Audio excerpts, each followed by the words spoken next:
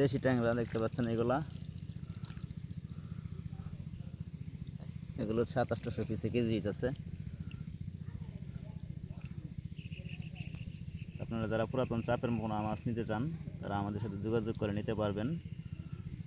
আর আমরা বাসে ময়মনসিংহ থেকে সমগ্র জেলায় বাস আছে, আমরা এখানে থেকে সুপারভাইজারদের সাথে আপনাদের যোগাযোগ করাই দেব, নিতে পারবেন। অনেকে বলেন যে কুরিয়াতে পাঠানো হয়, কিন্তু কুরিয়াতে পাঠানো হয় না।